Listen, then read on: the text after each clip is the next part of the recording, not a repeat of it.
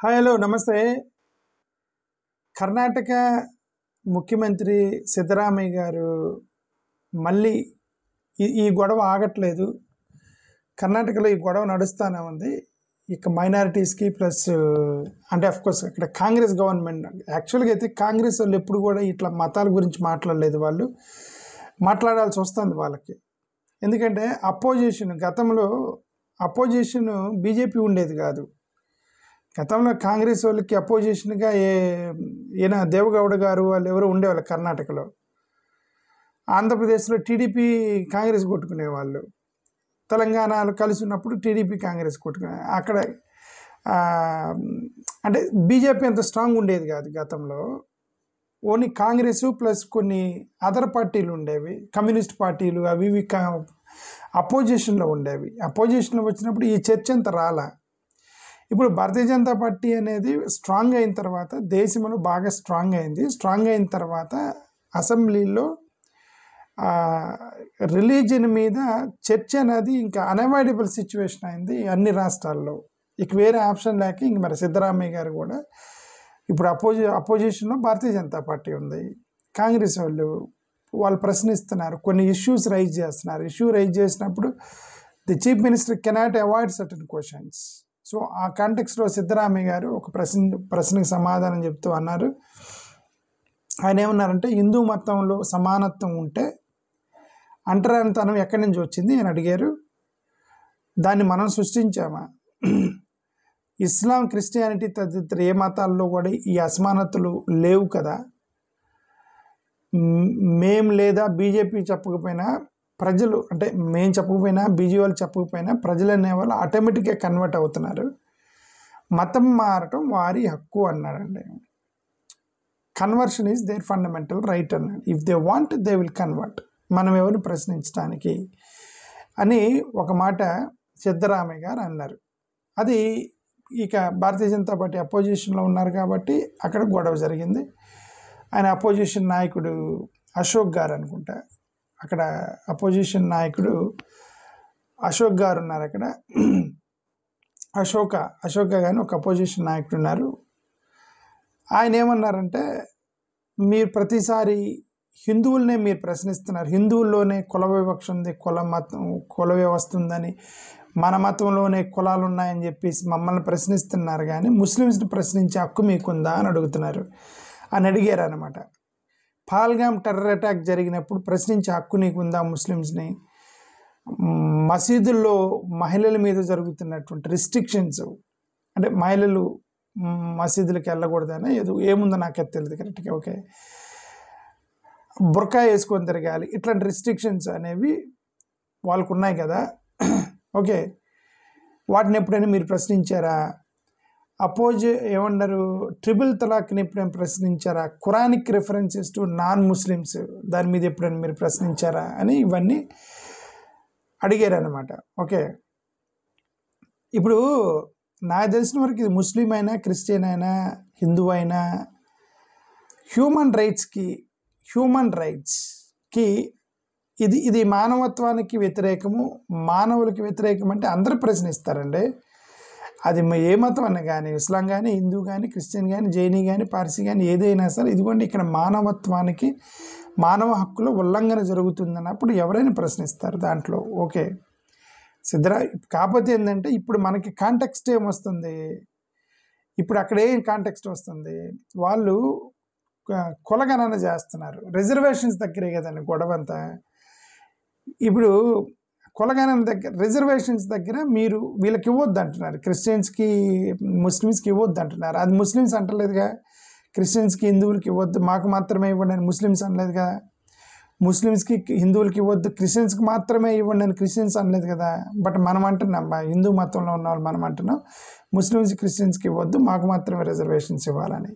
ఇక్కడ కొరిపెట్టింది మీరు కాబట్టి అక్కడ డిస్కషన్ వచ్చింది. ఇతను మాట్లాడాడు దాని గురించి. ఓకే, ఎందుకు మీరు అట్లా అంటే ఎట్లాగండి, మీరు మతం మోరోవర్ కన్వర్షన్స్ ఆపుతామని ఒక యుద్ధంగా పెట్టుకొని మీరు బెదిరించో అదిరించో, లేదంటే రిజర్వేషన్స్ తీసేస్తామనో, లేదంటే మత కన్వర్షన్స్, యాంటీ కన్వర్షన్ లాస్ అని చట్టాలన్నీ తీసుకొచ్చేసి కన్వర్షన్స్ ఆపడానికి ప్రయత్నం చేస్తుంది మనం. మన హిందూ సహోదరులు చేస్తున్నారు. అది ముస్లిమ్స్ ఏం చేయలేదు కదా. ఇప్పుడు ముస్లిం ఎవరైనా సరే వేరే మతానికి వెళ్తాడు, క్రిస్టియన్గా కన్వర్ట్ అవుతాడు అన్నాడు అనుకోండి, వాళ్ళు ఏం అడ్డుపెట్టరు కదా, వాళ్ళ ఇష్టం కదా. ఇప్పుడు ఎవరైనా ఒక ముస్లిం క్రిస్టియన్గా కన్వర్ట్ అవుతాడు, ఎవరు ఆపేది? దాన్ని ఎవరు ఆపలేరు కదా. ఒక ముస్లిం హిందూగా కన్వర్ట్ అవుతాడు, ఎవరు ఆపలేరు కదా దాన్ని. బట్ మనం హిందువులు క్రిస్టియన్స్గా ముస్లిమ్స్గా కన్వర్ట్ అయితే మరి యాంటీ కన్వర్షన్ లాల్ అని చెప్పేసి రిజర్వేషన్స్ తీసేయమని చెప్పి ఇదంతా కూడా జరుగుతుంది. ఇది కాంటెక్స్ట్ అంతా కూడా రిజర్వేషన్ దగ్గర అండి. అదర్వైజ్ అసలు మతాలు ఇమ్మెటీరియల్, ఎవరి మతం వాళ్ళదేనండి, ఎవరు వాళ్ళదే. బహుశా నా ఛానల్లో కూడా నన్ను అపార్థం చేసుకుంటున్నారు, కానీ నాకు అసలు మతం గురించి అనేది నేను లీస్ట్ ఇష్యూ నేను మాట్లాడేది. కాకపోతే ఏంటంటే మనం మాట్లాడేది రిజర్వేషన్స్ లింక్డ్ విత్ రిలీజన్ అయినప్పుడు ఇంకా రిలీజన్ అవాయిడ్ చేయకుండా మన రిజర్వేషన్ గురించి మాట్లాడలేకపోతున్నాం. ఇప్పుడు ఇక్కడ కూడా అంతే, జనాభా లెక్కకి సంబంధించిన రిజర్వేషన్ ఇష్యూ వచ్చింది. ఓకే, ఇప్పుడు ముస్లిమ్స్కి సంబంధించి ఇప్పుడు ఫర్ ఎగ్జాంపుల్ బుర్కా వేసుకోవాలి అన్నారనుకోండి, అది కేవలం ముస్లిం మహిళలకు మాత్రమే చెప్పారు బుర్కాలు వేసుకొని తిరగమని. క్రిస్టియన్స్ వేసుకోవాలని వాళ్ళేం ఫోర్స్ చేయలేదు, హిందువులు వేసుకుని వాళ్ళేం ఫోర్స్ చేయట్లే. వాళ్ళ సొసైటీలో వాళ్ళు బుర్కాలు వేసుకొని తిరగండి అన్నారు, మీరు తిరగండి అన్నారు. వాళ్ళ ఇష్టం, వాళ్ళు తిరిగితే తిరుగుతారు, లేదంటే వాళ్ళకి మహిళలు తిరగబడితే వాళ్ళ యొక్క స్కాలర్స్ మీద వాళ్ళే తిరగబడతారు, అది వాళ్ళ ఇంటర్నల్ ఇష్యూ. ఓకే, ఇప్పుడు అలాగే ట్రిపుల్ తలాక్ ఉందనుకోండి, ట్రిపుల్ తలాక్ అనేది హ్యూమన్ రైట్స్కి సంబంధించింది. కొన్ని హ్యూమన్ రైట్స్ సంఘాలు మాట్లాడారు, అదేంటంటే జస్ట్ ఒక 3 సార్లు తలాక్ అని మీరు వెంటనే విడాకులు ఇచ్చేయటం ఏంటి అనేది హ్యూమన్ రైట్స్ ఇష్యూ అయింది. ఇంటర్నల్గా ముస్లిమ్స్లోనే వ్యతిరేకత వచ్చేసింది మహిళల్లో. సో అది ఎలాగూ మోడీ గారు ఒక చట్టం చేశారు ట్రిపుల్ తలాక్ వ్యతిరేకంగా, దాన్ని ముస్లిం మహిళలు కూడా ఎంకరేజ్ చేశారు, దాన్ని వెల్కమ్ చేశారు దాన్ని. సో అదే హ్యూమన్ రైట్స్ వచ్చిన దగ్గర మతం ఎవరు చూడరు. Even Muslim women welcomed that triple talaq act. Okay, anti triple talaq act. ఇప్పుడు అశోక్ గారు ఏమన్నారంటే క్యాస్ట్ సిస్టమ్ అనేది ఓకే, హిందూ సొసైటీలో అదొక ఖర్చు, నేను ఒప్పుకుంటాను. అశోక్ గారు అన్నమాట, నేను ఒప్పుకుంటాను.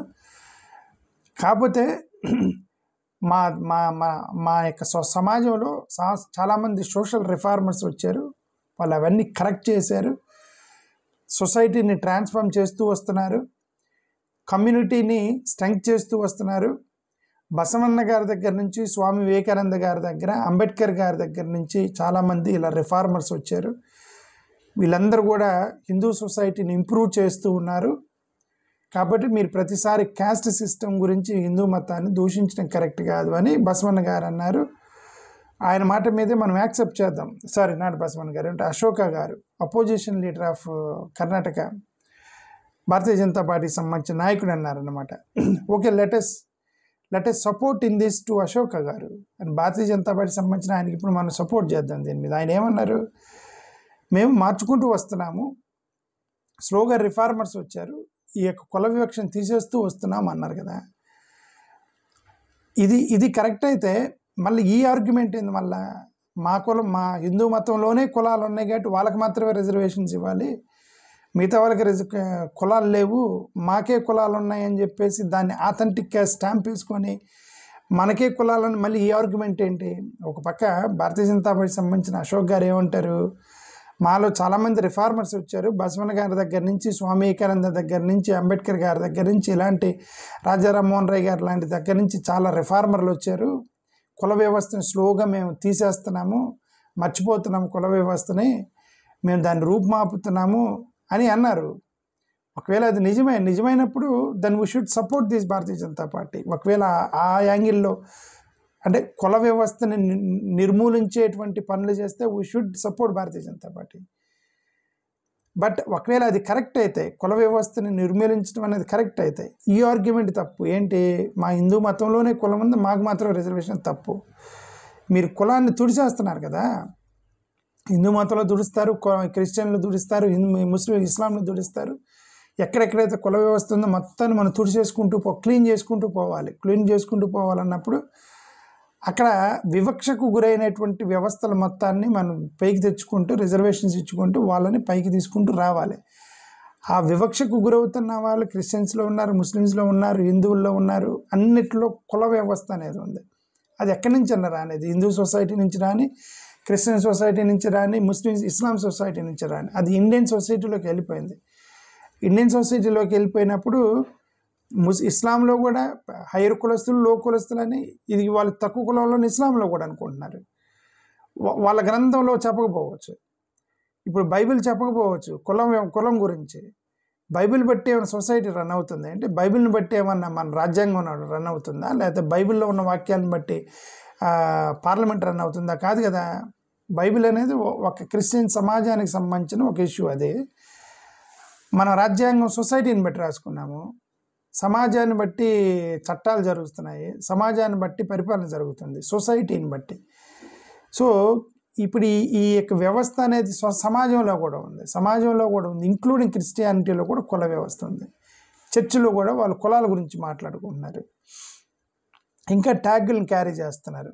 కొన్ని చర్చెస్లో అయితే దళితులకి సపరేట్గా చైర్లు వేస్తున్నారు ఇప్పటికి కూడా. సో కుల వ్యవస్థ తీసేయలేకపోయింది. వ్యవస్థ ఏదైతే క్రిస్టియానిటీ ఏదైతే ఉందో, the Bible said no castes, but Christians following everything except that point, that no caste. So it still exists in the society, though based on the society. Constitution is based on the society. Constitution అనేది భగవద్గీతను బట్టి కాదు, constitution అనేది బైబిల్ని బట్టి కాదు, constitution అనేది ఖురాన్ బట్టి కాదు. కాన్స్టిట్యూషన్ అనేది సామాజిక స్ట్రక్చర్ని బట్టి, సోషల్ ఆర్డర్ని బట్టి. మన ఇండియాలో సోషల్ ఆర్డర్ ఉంది, ఆ సోషల్ ఆర్డర్ని బట్టి మన రాజ్యాంగం రాసుకున్నాం. కాబట్టి ఈ రిలీజన్ అనే ప్రస్తావన మనం తీసుకురాకూడదు. అందుకే సిద్ధరామయ్య గారు అన్నారేమంటే, మన వ్యవస్థలో అది ఉంది కాబట్టి వాళ్ళు కన్వర్ట్ అయ్యారు, అది వాళ్ళ ఫండమెంటల్ రైట్. అది వాళ్ళు ఒకవేళ వెళ్తానంటే మనం ఆపలేం కదా అన్నాడు ఆయన. కన్వర్ట్ అవుతాం నేను చెప్పలేదు కదా, నువ్వు కన్వర్ట్ అవ్వమని నేను చెప్పలేదు, భారతీయ జనతా పార్టీ మీరు చెప్పలేదు కన్వర్ట్ అవ్వమని, కాంగ్రెస్ వాళ్ళు చెప్పలేదు, బీజేపీ వాళ్ళు చెప్పలేదు, వాళ్ళే మారుతున్నారు. ఎందుకు మారుతున్నారని మనం ప్రశ్నించలేము, అది వాళ్ళు మా ఇష్టం అని మారుతామంటారు.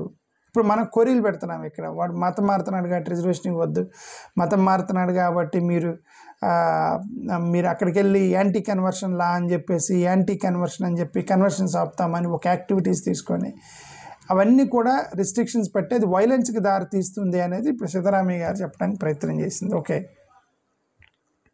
అది నా ఉద్దేశం అది. సో నేను అల్టిమేట్గా నేను చెప్పదలుచుకుంది ఏంటంటే, సిద్ధరామయ్య గారు ఏ ఉద్దేశంతో చెప్పనివ్వండి, ఒక విషయం అయితే I'm appreciating BJP leader that he said we are slowly working on eradicating the caste. కుల వ్యవస్థను తీసేయడానికి మేము సొసైటీని మార్చుకుంటూ వస్తున్నాము, ఇంకా మార్చుకుంటా ట్రై చేస్తాము, వచ్చే రోజుల్లో తీసేస్తామన్నారు. తీసేస్తామన్నప్పుడు ఆ ఆర్గ్యుమెంట్ మీదే ఉండాలి, ఇక సెకండ్ ఆర్గ్యుమెంట్కి రాకూడదు. ఏమని, కుల వ్యవస్థ అనేది మా పేటెంట్ రైట్, మాకు మాత్రమే కుల వ్యవస్థలు ఉన్నాయి, అది మా మతానికి సంబంధించింది కాబట్టి మీకు రిజర్వేషన్స్ ఇవ్వకూడదు, మాకే ఇవ్వాలనేది దాని నుంచి బయటకు వచ్చేయాలి. అదన్నా చేయాలి, ఇదన్నా చేయాలి, రెండింటి ఒకటే చేయాలి, రెండు చేయకూడదు కదా. ఓకే, అదే సంగతి.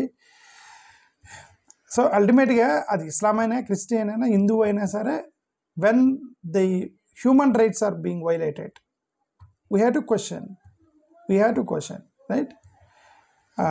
ఇస్లాంని మీరు ఎందుకు ప్రశ్నించరు అని అంటే కాంటెక్స్ట్ వచ్చి, ఒకవేళ ఏమైనా డిబేట్ జరిగినప్పుడు రిజర్వేషన్స్ దగ్గర ఇస్లాంలో ఉన్నటువంటి ఇస్లాంలో ఉన్న ఇనీక్వాలిటీస్ అనేవి మన రాజ్యాంగంలో కానీ పరిపాలనలో కానీ అడ్డు తగులుతున్నప్పుడు, రిజర్వేషన్స్ దగ్గర కానీ ఎక్కడన్నా అడ్డు వస్తున్నప్పుడు అప్పుడు ప్రశ్నిస్తారు, కాంటెక్స్ట్ వచ్చినప్పుడు.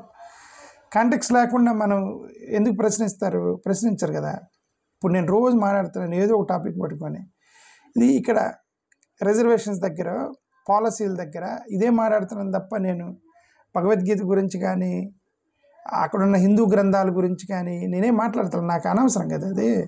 అది మనోళ్ళు సమ్మన్ ఈజ్ బిలీవింగ్, భగవద్గీతలో ఉన్న వాక్యాలు మనోళ్ళు కొంతమంది మన హిందూ సోదరులు నమ్ముతున్నప్పుడు అది వాళ్ళ ఇష్టము, అది వాళ్ళు రెస్పెక్ట్ చేస్తున్నప్పుడు we should respect them. When they are respecting their Bhagavad Gita we should respect them, that's none of our business.